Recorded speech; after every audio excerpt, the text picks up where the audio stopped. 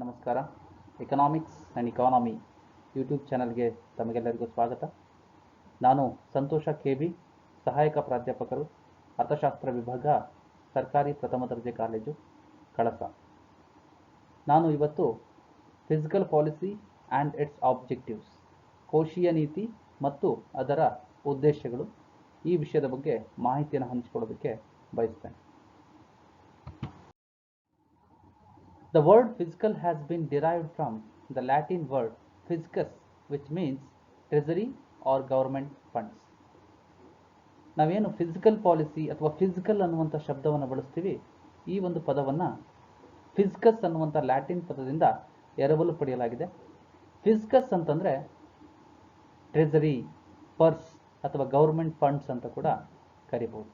ಖಜಾನೆ, ನಿಧಿ ಅಂತ ಕೂಡ ಫಿಸ್ಕಸ್ ಅಂದರೆ ಖಜಾನೆ ಅಥವಾ ನಿಧಿ ಅಂತ ಕೂಡ ಕರಿಬೋದು. ಇದೇ ಪದವನ್ನು ನಾವು ಫಿಸಿಕಲ್ ಪಾಲಿಸಿಗೆ ನಾವು ಬಳಸ್ಕೊಂಡಿದ್ದೀವಿ. ಸೊ ಗೌರ್ಮೆಂಟ್ ಫಂಡ್ಸ್ ಅಂತಂದರೆ ಸರ್ಕಾರದ ನಿಧಿಗಳು, ಅದರ ಬಗ್ಗೆ ಮಾತಾಡೋದಾದರೆ ಭಾರತಕ್ಕೆ ಸಂಬಂಧಪಟ್ಟಂತೆ there are 3 important funds of government. Number 1 is consolidated fund of India, ಭಾರತದ ಸಂಚಿತ ನಿಧಿ ಅಂತ ಕೂಡ ಕರಿತೀವಿ. ಸಂಚಿತ ನಿಧಿ, ಕನ್ಸಾಲಿಡೇಟೆಡ್ ಫಂಡ್ ಆಫ್ ಇಂಡಿಯಾ.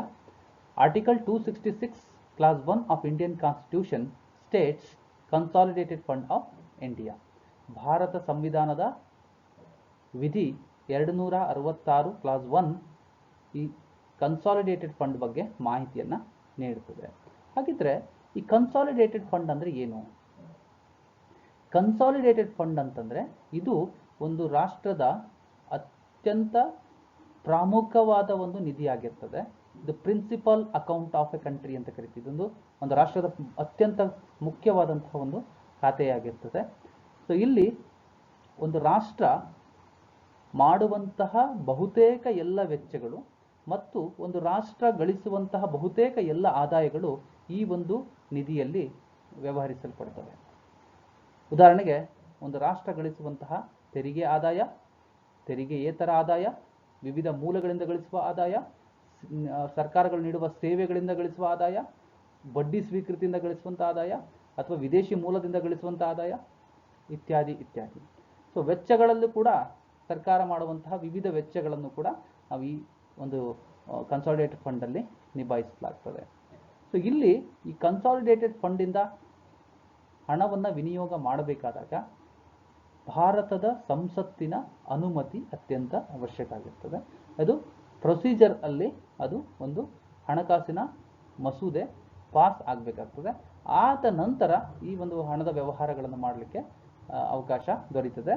ಸಂಸತ್ತಿನಲ್ಲಿ ಇದು ಪಾಸ್ ಆಗಲಿಲ್ಲ ಅಂತಂದರೆ ಆ ಒಂದು ಕನ್ಸಾಲಿಡೇಟೆಡ್ ಫಂಡಲ್ಲಿರುವಂತಹ ಹಣವನ್ನು ವಿನಿಯೋಗಿಸೋದಕ್ಕೆ ಅವಕಾಶ ಇರೋದಿಲ್ಲ. So this is a principal account of a country, that is consolidated fund of India. And second one is contingency fund of India. ಇದನ್ನು ವಿಪತ್ತು ನಿಧಿ ಅಥವಾ ತುರ್ತು ನಿಧಿ ಅಂತ ಕೂಡ ಕರಿತೀವಿ. ಹೆಸರೇ ಹೇಳುತ್ತೆ, ವಿಪತ್ತು, ಆಪತ್ತುಗಳು, ಸಂಕಷ್ಟದಲ್ಲಿ ಅಂಥ ಸಂದರ್ಭದಲ್ಲಿ, ಡಿಸಾಸ್ಟರ್ ಸಮಯದಲ್ಲಿ, ಅನ್ಫೋರ್ಸಿನ್ ಕಾಂಟಿಂಜೆನ್ಸೀಸಲ್ಲಿ, ಎಮರ್ಜೆನ್ಸೀಸ್ ಟೈಮಲ್ಲಿ ಈ ಒಂದು ನಿಧಿಯ ಹಣವನ್ನು ಬಳಸಿಕೊಳ್ಳಲಾಗ್ತದೆ. Article 267 of Indian constitution, Bharat ಸಂವಿಧಾನದ 267ನೇ ವಿಧಿ ಈ ವಿಪತ್ತು ನಿಧಿಯ ಬಗ್ಗೆ ಮಾಹಿತಿಯನ್ನು ನೀಡ್ತದೆ. ಓಕೆ, ಸೊ ಈ ವಿಪತ್ತು ನಿಧಿ ಸಾಮಾನ್ಯವಾಗಿ ಡಿಸಾಸ್ಟರ್ ಟೈಮಲ್ಲಿ, ಪ್ರಾಕೃತಿಕ ವಿಕೋಪದ ಸಮಯದಲ್ಲಿ ಮತ್ತು ಅನ್ಫೋರ್ಸಿನ್ ಕಾಂಟಿಂಜೆನ್ಸೀಸ್ ಅಂತ ಏನು ಕರಿತೀವಿ, ಅನಿರೀಕ್ಷಿತ ಘಟನೆಗಳು ಅಂಥ ಸಮಯದಲ್ಲಿ ಈ ಒಂದು ನಿಧಿಯ ಹಣವನ್ನು ಬಳಕೆ ಮಾಡಲಾಗ್ತದೆ.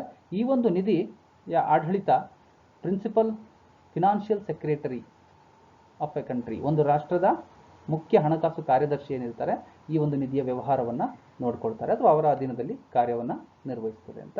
ಇದಕ್ಕೆ ಯಾವುದೇ ಸಂಸತ್ತಿನ ಅನುಮತಿ ನೇರವಾಗಿ ಬೇಕಾಗಿರೋದಿಲ್ಲ, ಯಾಕಂದರೆ ಎಮರ್ಜೆನ್ಸಿ ಟೈಮಲ್ಲಿ ಬಳಸೋದ್ರಿಂದ ಇದಕ್ಕೆ ಸಂಸತ್ತಿನ ಅನುಮತಿ ಬೇಕಾಗಿರಲ್ಲ. ಬಟ್ ಕನ್ಸಾಲಿಡೇಟೆಡ್ ಫಂಡಿಗೆ ಮಾತ್ರ ಸಂಸತ್ತಿನ ಅನುಮತಿ ಅತ್ಯಂತ ಅವಶ್ಯಕವಾಗಿರ್ತದೆ. Next, public accounts. Public accounts ಸಾರ್ವಜನಿಕ ಖಾತೆಗಳು ಅಂತ ಕೂಡ ಕರಿತೀವಿ. ಇದು ಕೂಡ ಒಂದು ಮುಖ್ಯವಾದಂತಹ ಖಾತೆ. Article 266 class 2 of Indian constitution States public accounts. Bharat ಸಂವಿಧಾನದ 266 ಕ್ಲಾಸ್ 2 ವಿಧಿ ಏನನ್ನ ಈ ಪಬ್ಲಿಕ್ ಅಕೌಂಟ್ಸ್ ಬಗ್ಗೆ ಮಾಹಿತಿ ನೀಡ್ತದೆ. ಈ ಪಬ್ಲಿಕ್ ಅಕೌಂಟ್ಸ್ ಅಲ್ಲಿ ಹಲವಾರು ವ್ಯವಹಾರಗಳು ಕೂಡ ನಡೀತದೆ. ಫಾರ್ ಎಕ್ಸಾಂಪಲ್ ಸ್ಮಾಲ್ ಸೇವಿಂಗ್ಸ್ ಅಂತ ಏನು ಕರಿತೀವಿ, ಸಣ್ಣ ಉಳಿತಾಯ ಅಂತ ಏನು ಕರಿತೀವಿ, ಪ್ರಾವಿಡೆಂಟ್ ಫಂಡ್ಸ್ಗಳಿರ್ಬೋದು, ಪೋಸ್ಟಲ್ ಇನ್ಶೂರೆನ್ಸ್ ಸಂಬಂಧಪಟ್ಟಂತೆ ಇರ್ಬೋದು, ಡಿಫೆನ್ಸ್ ಫಂಡ್ ಇರ್ಬೋದು, MG NREGA, Mahatma Gandhi national employment guarantee act ಅಂತ ಏನು ಕರಿತೀವಿ, ಅದರ ವ್ಯವಹಾರಗಳು ಕೂಡ ಈ ಪಬ್ಲಿಕ್ ಅಕೌಂಟ್ಸ್ಗೆ ಸಂಬಂಧಪಟ್ಟಿರ್ತವೆ. ಸೊ ಈ 3 ಮುಖ್ಯ ಸರ್ಕಾರದ ನಿಧಿಗಳಾಗಿ ಕಾರ್ಯನಿರ್ವಹಿಸ್ತವೆ. ಒಂದು ಕನ್ಸಾಲಿಡೇಟೆಡ್ ಫಂಡ್, 2 ಕಾಂಟಿಂಜೆನ್ಸಿ ಫಂಡ್, ಇನ್ನೊಂದು public accounts. Okay, so these 3 are government funds.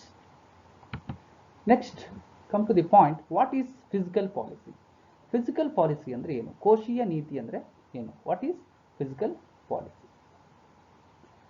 So fiscal policy refers to the policies of the government related to taxation, public expenditure and public debt. Fiscal policy refers to the policies of the government. ಈ ಪಾಲಿಸಿಯನ್ನು ಮಾಡುವಂತಹ ಪ್ರಾಧಿಕಾರ ಯಾವುದು ಅಂದರೆ ಅದು ಸರ್ಕಾರ. ಯಾವುದರ ಬಗ್ಗೆ ಮಾಡುವಂಥ? Taxation, public expenditure and public debt. ಸರ್ಕಾರ ಮಾಡುವ ಎಲ್ಲ ನೀತಿಗಳನ್ನು ನಾವು ಕೋಶೀಯ ನೀತಿ ಅಂತ ಕರೆಯೋಕ್ಕಾಗುತ್ತಾ? ಖಂಡಿತ ಸಾಧ್ಯ ಇಲ್ಲ. ಸರ್ಕಾರ ತೆರಿಗೆಗಳ ಬಗ್ಗೆ ಯಾವ ನೀತಿಯನ್ನು ಅನುಸರಿಸ್ತವೆ? ತೆರಿಗೆಯನ್ನು ಹೆಚ್ಚಿಸಬೇಕಾ, ತೆರಿಗೆಯನ್ನು ಕಡಿಮೆ ಮಾಡಬೇಕಾ, ಯಾವುದಕ್ಕೆ ಎಷ್ಟು ತೆರಿಗೆಯನ್ನು ವಿಧಿಸಬೇಕು, ಓಕೆ, ತೆರಿಗೆ ದರ ಹೆಚ್ಚಳ, ತೆರಿಗೆ ದರದ ಕಡಿತ, ತೆರಿಗೆ ದರದ ಯಥಾಸ್ಥಿತಿ, ಇವೆಲ್ಲ ಕೂಡ ಸರ್ಕಾರದ ನೀತಿಗಳಾಗಿರ್ತವೆ. ಇದು ಕೋಶೀಯ ನೀತಿಗೆ ಸಂಬಂಧಪಟ್ಟ. ಸರ್ಕಾರದ ವೆಚ್ಚ, ಸಾರ್ವಜನಿಕ ವೆಚ್ಚ, ಸರ್ಕಾರ ಸಾರ್ವಜನಿಕರ ಮೇಲೆ ಮಾಡುವಂಥ ವೆಚ್ಚಗಳು, ಇದು ಕೂಡ ಕೋಶೀಯ ನೀತಿಯಲ್ಲಿ ಬರ್ತದೆ. ಮತ್ತು ಸರ್ಕಾರ ಕೂಡ ಸಾಲವನ್ನು ಮಾಡ್ತದೆ. ಯಾವಾಗ ಸಾರ್ವಜನಿಕ ಆದಾಯಕ್ಕಿಂತ ಸರ್ಕಾರದ ವೆಚ್ಚ ಜಾಸ್ತಿ ಆಗ್ತದೆ. ಸೊ ಡೆಫಿಸಿಟ್ ಫಿನಾನ್ಸಿಂಗ್ ಅಂತ ಕರಿತೀವಿ ನಾವು. ಡೆಫಿಸಿಟ್ ಫಿನಾನ್ಸಿಂಗ್ ಅಂತಂದ್ರೇನು? ಆದಾಯಕ್ಕಿಂತ ಹೆಚ್ಚು ವೆಚ್ಚವನ್ನು ಮಾಡಿದಾಗ ಸರ್ಕಾರಕ್ಕೆ ವೆಚ್ಚಗಳನ್ನ ಮಾಡಲಿಕ್ಕೆ ವಿವಿಧ ಮೂಲದಿಂದ ಆದಾಯದ ಅವಶ್ಯಕತೆ ಆಗ್ತದೆ. ಸೊ ಆವಾಗ ಸರ್ಕಾರ ಬೇರೆ ಬೇರೆ ಮೂಲದಿಂದ ಸಾಲವನ್ನು ಪಡಿಬೇಕಾಗ್ತದೆ. ತೆರಿಗೆಗಳು, ಸಾರ್ವಜನಿಕ ವೆಚ್ಚ ಮತ್ತು ಸಾರ್ವಜನಿಕ ಸಾಲಕ್ಕೆ ಸಂಬಂಧಿಸಿದಂತೆ ಸರ್ಕಾರಗಳು ಅನುಸರಿಸುವ ನೀತಿಯನ್ನ ನಾವು ಕೋಶೀಯ ನೀತಿ ಅಂತೇಳಿ ಕರಿತೀವಿ. And then tools of fiscal policy. ಈ ಫಿಸಿಕಲ್ ಪಾಲಿಸಿಯನ್ನು ಅಚೀವ್ ಮಾಡೋದಕ್ಕೆ ಸರ್ಕಾರದ ಬಳಿ ಕೆಲವು ಅಸ್ತ್ರಗಳಿದ್ದಾವೆ. ಆ 3 ಪ್ರಮುಖವಾದ ಅಸ್ತ್ರಗಳ ಬಗ್ಗೆ ನಾವು ಮಾಹಿತಿಯನ್ನು ಹಂಚಿಕೊಳ್ಳಿಕ್ಕೆ ಇಷ್ಟಪಡ್ತೇನೆ. Tools of fiscal policy. The first and foremost tool of fiscal policy is taxation. Tax, ತೆರಿಗೆಗಳ ಬಗ್ಗೆ ನಮಗೆ ಗೊತ್ತಿರುತ್ತೆ. So what is tax? ಹಾಗಾದರೆ tax is a compulsory payment made by every citizen of the country to the government without quid pro quo.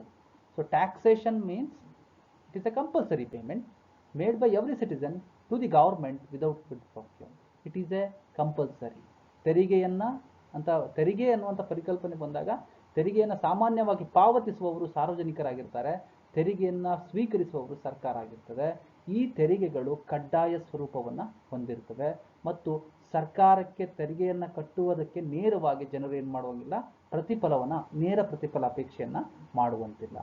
So ಯಾವುದೇ ಪ್ರತಿಫಲ ಅಪೇಕ್ಷೆ ಇಲ್ಲದೆ ಸಾರ್ವಜನಿಕರು ಸರ್ಕಾರಕ್ಕೆ ಕಡ್ಡಾಯವಾಗಿ ಕಟ್ಟಲೇಬೇಕಾದ ವಂತಿಕೆಗೆ ನಾವೇನಂತ ಕರಿತೀವಿ? ತೆರಿಗೆಗಳು ಅಂತೇಳಿ ಕರಿತೀವಿ. ಈ ತೆರಿಗೆಗಳನ್ನು ಯಾವ ಸಮಯದಲ್ಲಿ ಹೆಚ್ಚಿಸಬೇಕು, ತೆರಿಗೆ ದರಗಳನ್ನು ಯಾವಾಗ ಹೆಚ್ಚಿಸಬೇಕು, ತೆರಿಗೆ ದರಗಳನ್ನು ಯಾವಾಗ ಕಡಿಮೆ ಮಾಡಬೇಕು ಅನ್ನುವಂಥ ಅಧಿಕಾರ ಈ ಸರ್ಕಾರಕ್ಕೆ ಇರ್ತದೆ. ಸೊ ಇದು ಕೋಶೀಯ ನೀತಿಯ ಒಂದು ಪ್ರಬಲವಾದಂಥ ಅಸ್ತ್ರ ಆಗಿರ್ತದೆ. ಈ ಸರ್ಕಾರಗಳು ಈ ತೆರಿಗೆ ನೀತಿಯ ಬಗ್ಗೆ ಯಾವ ರೀತಿ ನೀತಿ ಅನುಸರಿಸ್ತವೆ ಅನ್ನೋದ್ರ ಮೇಲೆ ಆ ರಾಷ್ಟ್ರದ ಬೆಳವಣಿಗೆ, ಅಭಿವೃದ್ಧಿ, ಆ ರಾಷ್ಟ್ರದ ಒಟ್ಟಾರೆ ಬೆಳವಣಿಗೆ ನಿಂತಿರ್ತದೆ ಅನ್ನುವಂಥದ್ದು. ಸೊ ಯಾವಾಗ ಸರ್ಕಾರ, ಫಾರ್ ಎಕ್ಸಾಂಪಲ್ ಇನ್ಫ್ಲೇಷನ್, ಸೊ ಹಣದುಬ್ಬರ ಅಂತ ಏನು ಕರಿತೀವಿ ನಾವು, ಈ ಹಣದುಬ್ಬರದ ಸಮಯದಲ್ಲಿ ತೆರಿಗೆಯನ್ನು ಹೆಚ್ಚಿಸಬೇಕಾ, ಕಡಿಮೆ ಮಾಡಬೇಕಾ? ಮೊದಲಿಗೆ ಹಣದುಬ್ಬರ ಅಂದ್ರೆ ಏನು? ಹಣದ ಉಬ್ಬರ, ಹಣದ ಪೂರೈಕೆಯಲ್ಲಿ ಹೆಚ್ಚಳ, ಸರಕು ಮತ್ತು ಸೇವೆಗಳ ಬೆಲೆಗಳಲ್ಲಿ ಹೆಚ್ಚಳ, ಹಣದ ಪ್ರಮಾಣದಲ್ಲಿ ಹೆಚ್ಚಳ, ಸೊ ಜನರ ಕೊಳ್ಳುವ ಶಕ್ತಿಯಲ್ಲಿ ಹೆಚ್ಚಳ ಅಂತ, ಇದನ್ನೆಲ್ಲ ಹಣದುಬ್ಬರ ಅಂತೇಳಿ ಕರಿತೀವಿ. ಈ ಹಣದುಬ್ಬರದ ಸಂದರ್ಭದಲ್ಲಿ ಏನಾಗುತ್ತೆ, ಜನರ ಖರೀದಿ ಮಾಡುವ ಸಾಮರ್ಥ್ಯ ಜಾಸ್ತಿ ಇರ್ತದೆ, ಆದ ಕಾರಣ ಬೆಲೆಗಳು ಜಾಸ್ತಿ ಆಗಿರ್ತದೆ. ಸೊ ಸರ್ಕಾರ ಹಣದುಬ್ಬರದ ಪ್ರಮಾಣವನ್ನು ಕಡಿಮೆ ಮಾಡಬೇಕು ಅಂದಾಗ ಏನು ಮಾಡಬೇಕು? ಜನರ ಖರೀದಿ ಮಾಡುವ ಸಾಮರ್ಥ್ಯವನ್ನು ಕಡಿಮೆ ಮಾಡಬೇಕು, ಜನರ ಕೊಳ್ಳುವ ಶಕ್ತಿಯನ್ನು ಕಡಿಮೆ ಮಾಡಬೇಕು. ಅವಾಗ ಸರ್ಕಾರ ತೆರಿಗೆ ದರಗಳನ್ನು ಹೆಚ್ಚಿಸಿದಾಗ ಜನರ ಕೊಳ್ಳುವ ಶಕ್ತಿ ಕಡಿಮೆಯಾಗುತ್ತದೆ. ಜನರ ಕೊಳ್ಳುವ ಶಕ್ತಿ ಜನರಿಂದ ಸರ್ಕಾರಕ್ಕೆ ವರ್ಗಾವಣೆ ಆಗ್ತದೆ. ಅವಾಗ ಏನಾಗುತ್ತದೆ ಅಂದರೆ ಸರಕು ಮತ್ತು ಸೇವೆಗಳಿಗಿರುವ ಬೇಡಿಕೆ ಕಡಿಮೆಯಾಗಿ ಒಟ್ಟಾರೆ ಬೆಲೆಗಳು ಸಾಮಾನ್ಯ ಬೆಲೆಗಳು ಅಂತ ಏನು ಕರಿತೀವಿ, ಸಾಮಾನ್ಯ ಬೆಲೆಗಳಲ್ಲಿ ಇಳಿಕೆ ಪ್ರಾರಂಭ ಆಗೋದ್ರಿಂದ ಹಣದುಬ್ಬರ ನಿಯಂತ್ರಣಕ್ಕೆ ಬರ್ತದೆ. ಸೊ ಈ ಹಣದುಬ್ಬರವನ್ನು ನಿಯಂತ್ರಿಸೋದಕ್ಕೆ ತೆರಿಗೆಗಳು ಒಂದು ಪ್ರಬಲವಾದ ಅಸ್ತ್ರಗಳಾಗಿವೆ. ಆ್ಯಂಡ್ ಡಿಫ್ಲೇಷನ್, ಮುಗ್ಗಟ್ಟು ಅಂತ ಏನು ಕರಿತೀವಿ ನಾವು, ಈ ಮುಗ್ಗಟ್ಟಿನ ಸನ್ನಿವೇಶದಲ್ಲಿ ತೆರಿಗೆಗಳನ್ನು ಹೆಚ್ಚಿಸಬೇಕಾ ಕಡಿಮೆ ಮಾಡಬೇಕಾ, ಈ ಅಧಿಕಾರ ಯಾರಿಗಿರ್ತದೆ, ಸರ್ಕಾರಕ್ಕಿರ್ತದೆ. ಸಾಮಾನ್ಯವಾಗಿ ಮುಗ್ಗಟ್ಟು ಅಂದ್ರೇನು, ಇಳಿಕೆ. ಓಕೆ, ಹೂಡಿಕೆ ಕಡಿಮೆ ಇರ್ತದೆ, ಉತ್ಪಾದನೆ ಕಡಿಮೆ ಇರ್ತದೆ, ಉದ್ಯೋಗ ಕಡಿಮೆ ಇರ್ತದೆ, ಉದ್ಯೋಗದ ಬೆಳವಣಿಗೆ ಆಗ್ತಾ ಇರೋದಿಲ್ಲ, ಆದಾಯ ಕಡಿಮೆ ಇರ್ತದೆ. ಸೊ ಇದರಿಂದ ಜನರ ಖರೀದಿ ಮಾಡುವ ಸಾಮರ್ಥ್ಯ ಕಡಿಮೆ ಇರ್ತದೆ, ಜನರ ಕೊಳ್ಳುವ ಸಾಮರ್ಥ್ಯ ಕಡಿಮೆ ಇರ್ತದೆ. ಸೊ ಇವಾಗ ಏನು ಮಾಡಬೇಕು, ಸರ್ಕಾರ ಜನರ ಖರೀದಿ ಮಾಡುವ ಸಾಮರ್ಥ್ಯವನ್ನು ಹೆಚ್ಚಿಸಬೇಕು, ಜನರ ಕೊಳ್ಳುವ ಸಾಮರ್ಥ್ಯವನ್ನು ಹೆಚ್ಚಿಸಬೇಕು. ಸೊ ಜನರ ಕೊಳ್ಳುವ ಸಾಮರ್ಥ್ಯವನ್ನು ಹೆಚ್ಚಿಸಬೇಕು ಅಂದಾಗ ಸರ್ಕಾರ ಇರುವಂತಹ ತೆರಿಗೆಯ ದರಗಳನ್ನು ತಗ್ಗಿಸಬೇಕಾಗ್ತದೆ. ತೆರಿಗೆ ದರಗಳನ್ನು ತಗ್ಗಿಸಿದಾಗ ಏನಾಗ್ತದೆ, ಜನರ ಕೊಳ್ಳುವ ಶಕ್ತಿ ಹೆಚ್ಚಾಗ್ತದೆ, ಸರಕು ಸೇವೆಗಳ ಬೇಡಿಕೆ ಹೆಚ್ಚಾಗ್ತದೆ, ಅವುಗಳ ಬೆಲೆಗಳು ಹೆಚ್ಚಾಗ್ತವೆ, ಆರ್ಥಿಕತೆಯಲ್ಲಿ ಸಮತೋಲನ ಸ್ಥಿತಿಗೆ ಬರಲಿಕ್ಕೆ ಸಾಧ್ಯ ಆಗ್ತದೆ. ಸೊ ಯಾವ ಯಾವ ಸಂದರ್ಭದಲ್ಲಿ ಯಾವ ರೀತಿ ತೆರಿಗೆ ನೀತಿಯನ್ನು ಅನುಸರಿಸಬೇಕು ಅನ್ನೋದು ಒಂದು ಪ್ರಬಲವಾದ ಅಸ್ತ್ರ ಸರ್ಕಾರಕ್ಕೆ. ಎರಡನೇದು ಪಬ್ಲಿಕ್ ಎಕ್ಸ್ಪೆಂಡಿಚರ್, ಸಾರ್ವಜನಿಕ ವೆಚ್ಚ. ಸಾರ್ವಜನಿಕ ವೆಚ್ಚ ಅಂದ್ರೇನು, ಸರ್ಕಾರಗಳು ಮಾಡುವಂತಹ ವೆಚ್ಚಗಳನ್ನು ನಾವು ಸಾರ್ವಜನಿಕ ವೆಚ್ಚ ಅಂತ ಕರಿತೀವಿ. ಸರ್ಕಾರಗಳು ಮಾಡುವಂಥ ವೆಚ್ಚವನ್ನು ಸಾರ್ವಜನಿಕ ವೆಚ್ಚ ಅಂತೇಳಿ ಕರಿತೀವಿ. ಸರ್ಕಾರ ಯಾಕೆ ವೆಚ್ಚ ಮಾಡಬೇಕು, ಸರ್ಕಾರ ವೆಚ್ಚ ಮಾಡೋ ಅವಶ್ಯಕತೆ ಇದೆಯಾ? ಖಂಡಿತ ಇದೆ. Modern governments are known as welfare governments are welfare states. ಆಧುನಿಕ ಸರ್ಕಾರಗಳನ್ನು ಕಲ್ಯಾಣ ಸರ್ಕಾರಗಳು ಅಂತ ಕರಿತೀವಿ. ಕಲ್ಯಾಣ ಸರ್ಕಾರಗಳು ಅಂತಂದ್ರೇನು, ಸರ್ಕಾರಗಳಿರುವುದೇ ಜನರ ಕ್ಷೇಮಾಭಿವೃದ್ಧಿಗಾಗಿ, ಜನರ ಒಳಿತಿಗಾಗಿ.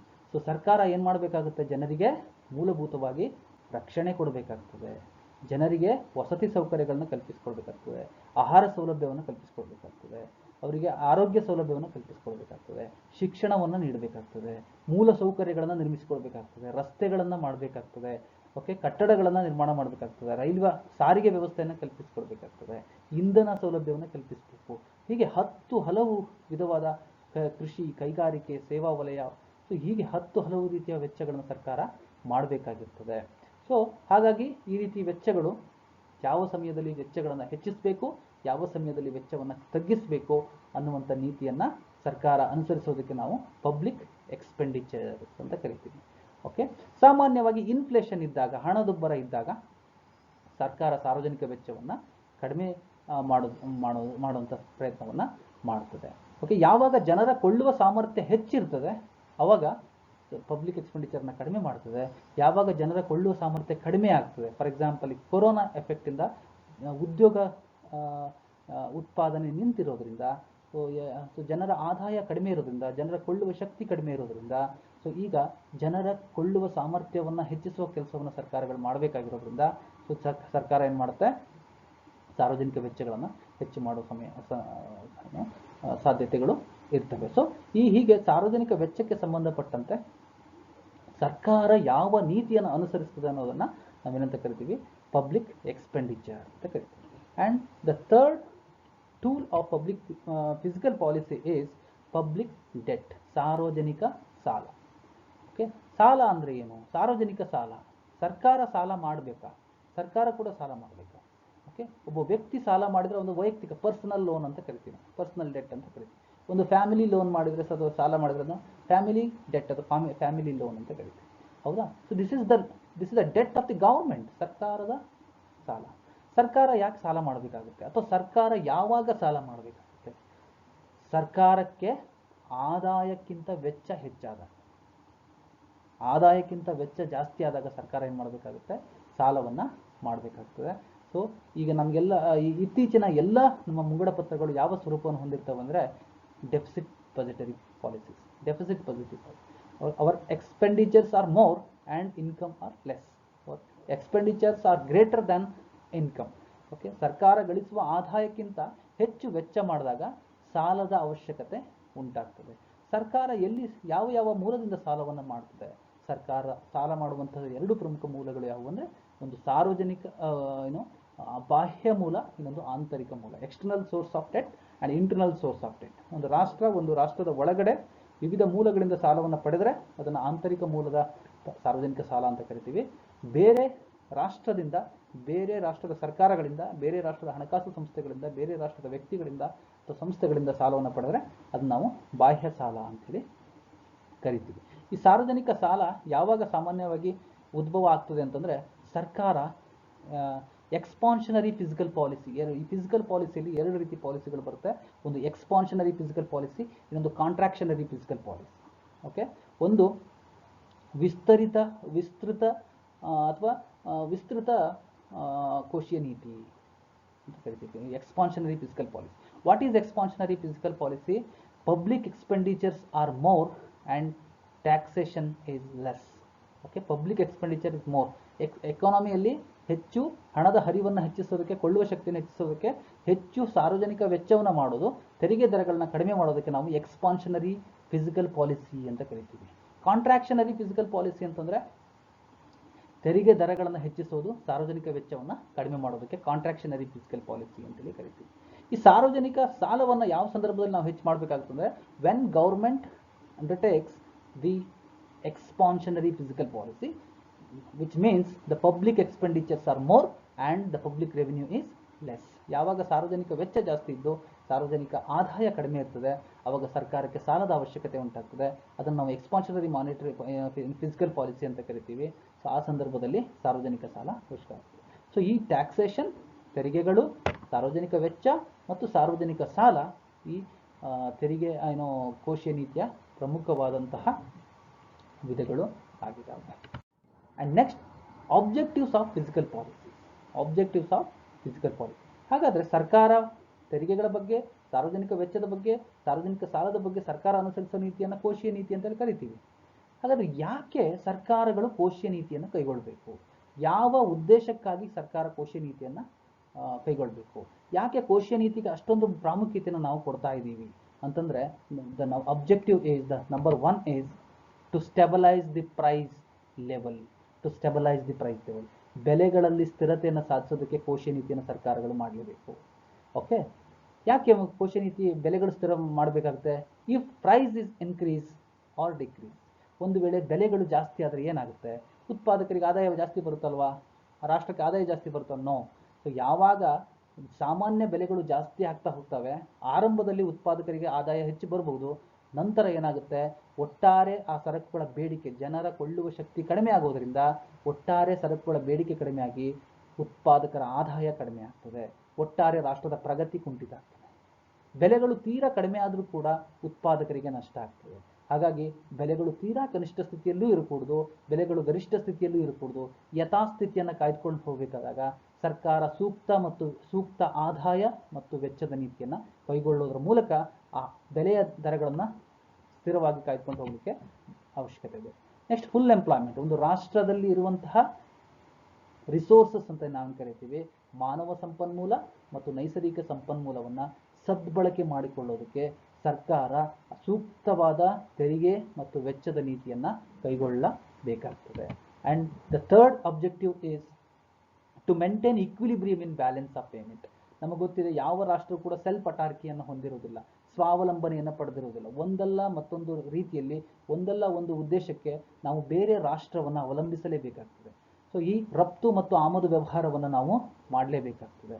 ಸೊ ಯಾವ ರಾಷ್ಟ್ರ ಹೆಚ್ಚು ಆಮದುಗಳನ್ನು ಮಾಡ್ಕೊಳ್ತಾ ಇರ್ತದೆ, ಕಡಿಮೆ ರಫ್ತುಗಳನ್ನು ಮಾಡ್ತಾ ಇರ್ತದೆ, ಆ ರಾಷ್ಟ್ರ ಡೆಫಿಸಿಟ್ ಇನ್ ಬ್ಯಾಲೆನ್ಸ್ ಆಫ್ ಪೇಮೆಂಟನ್ನು ಅನುಭವಿಸ್ತಾ ಇರ್ತದೆ, ವಿದೇಶಿ ವಿನಿಮಯ ಗಳಿಕೆ ಕಡಿಮೆ ಆಗಿರ್ತದೆ.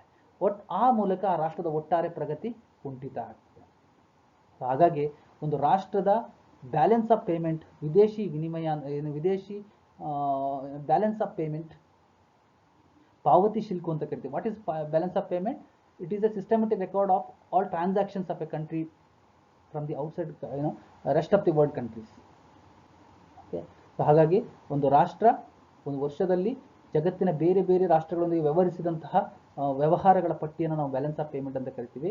ಸಾಧ್ಯವಾದಷ್ಟು ಮಟ್ಟಿಗೆ ರಫ್ತುಗಳನ್ನು ಹೆಚ್ಚಿಸಿ ವಿದೇಶಿ ವಿನಿಮಯ ಗಳಿಕೆಯನ್ನು ನಾವು ಹೆಚ್ಚು ಮಾಡುವ ಪ್ರಯತ್ನವನ್ನು ಮಾಡಬೇಕಾಗ್ತದೆ.